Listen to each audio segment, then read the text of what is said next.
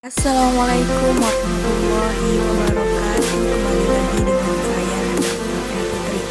Nah, hari ini saya akan menyampaikan sebuah materi yang berjudul Peranan Distribusi dalam Pemasaran Produk dan Jasa. Ini merupakan artikel yang dibuat oleh Arlina Nurbaiti Lubis dari Fakultas Ekonomi Jurusan Manajemen Universitas Sumatera Utara. Jurnal ini terbit pada tahun 2004. Oke, baiklah, selanjutnya kita langsung memasuki pengertian dari arti penting saluran distribusi. Menurut David A. Refzan, saluran distribusi adalah merupakan suatu jalur yang dilalui oleh arus barang-barang dari produsen ke perantara dan akhirnya sampai kepada pemakai. Menurut Alex Esne Tisemito mengemukakan bahwa saluran distribusi adalah lembaga-lembaga distributor atau lembaga penyalur yang mempunyai kegiatan untuk menyalurkan barang-barang dari produsen ke konsumen. Nah, definisi yang lebih luas mengenai saluran distribusi adalah yang dikemukakan oleh C. Gian Waiters sebagai berikut. Saluran distribusi adalah sekelompok pedagang dan agen perusahaan yang mengombinasikan antara pemindahan fisik dan nama dari suatu produk untuk menciptakan kegunaan bagi pasar tersebut. Dari definisi-definisi di atas dapat diketahui beberapa unsur penting mengenai distribusi, yaitu yang pertama, saluran distribusi merupakan jalur yang dipakai oleh produsen untuk memindahkan produk mereka melalui suatu lembaga yang mereka pilih. Yang kedua, saluran mengalihkan kepemilikan produk baik secara langsung maupun tidak langsung dan produsen ke konsumen. Ketiga, saluran distribusi bertujuan untuk mencapai pasar tertentu. Dan yang keempat adalah saluran distribusi merupakan suatu kesatuan dan melaksanakan sistem kegiatan atau fungsi yang lengkap dalam mengeluarkan produk. Faktor-faktor yang mempengaruhi pemilihan saluran. Yang pertama ada pertimbangan pasar. Saluran distribusi sangat penting dipengaruhi oleh pola pembelian konsumen. Oleh karena itu, keadaan pasar merupakan faktor penentu dalam pemilihan saluran tersebut. Beberapa faktor pasar yang harus diperhatikan, yang pertama ada konsumen atau pasar industri. Yang kedua ada jumlah pembeli potensial. Yang ketiga ada jumlah pesanan. Yang keempat ada kebiasaan dalam pembelian. Berikutnya, faktor-faktor berikutnya itu ada pertimbangan barang. Beberapa faktornya sebagai berikut. Nilai unit suatu barang, besar dan beratnya barang, mudah rusaknya barang, barang standar dan pesanan, sifat teknis, luasnya produk lain. Faktor berikutnya adalah pertimbangan perusahaan.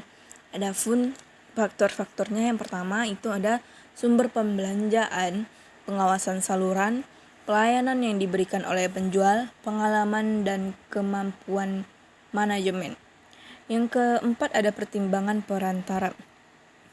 Beberapa faktor yang perlu dipertimbangkan adalah pelayanan yang diberikan oleh perantara, kegunaan perantara, sikap perantara terhadap kebijaksanaan produsen, volume penjual, dan ongkos. Berikutnya fungsi-fungsi saluran distribusi. Yang pertama ada informasi, yaitu pengumpulan dan penyebaran informasi, riset pemasaran mengenai pelanggan, pesaing, dan pelaku lain. Yang kedua ada promosi. Promosi yaitu pengembangan komunikasi persuasif mengenai penawaran yang dirancang untuk menarik pelanggan. Yang ketiga ada negosiasi. Usaha untuk mencapai persetujuan terakhir mengenai harga dan syarat lain. Yang keempat ada pemesanan, yaitu komunikasi terbaik dari anggota saluran pemasaran dengan produsen mengenai minat untuk membeli. Yang kelima ada pembiayaan, yaitu perolehan atau alokasi dana yang dibutuhkan untuk membiayai persediaan pada tingkat saluran pemasaran yang berbeda.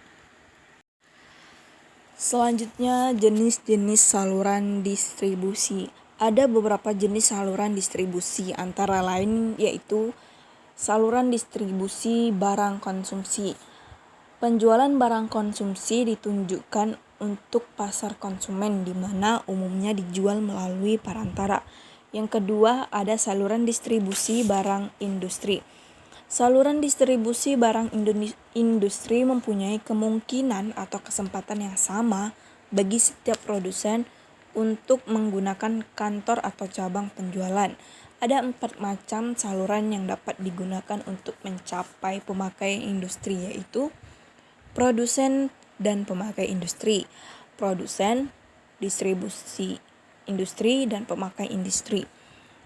Ada produsen, agen, pemakai industri. Ada produsen, agen, distributor industri, dan pemakai industri. Selanjutnya ada saluran distribusi jasa. Bagi lembaga penyediaan jasa, kebutuhan akan faedah waktu dan tempat menjadi jelas. Jasa harus ditempatkan pada lokasi yang mudah dicapai oleh pemakainya. Secara tradisional, kebanyakan jasa-jasa dijual langsung oleh produsen kepada konsumen atau pemakai industri. Tenaga perantara tidak digunakan jika jasa-jasa tidak dapat dipisahkan dari penjual. Demikian penjelasan saya tentang mengenai peranan distribusi dalam pemasaran produk dan jasa. Hanya ini yang dapat saya sampaikan, lebih kurang saya mohon maaf. Saya akhiri, wabillahi taufiq wal hidayah. Wassalamualaikum warahmatullahi wabarakatuh. Nah, bagi kalian yang udah lihat video ini, nonton sampai akhir, jangan lupa like, comment, and subscribe video aku ya. Semoga kedepannya aku bisa lebih semangat lagi.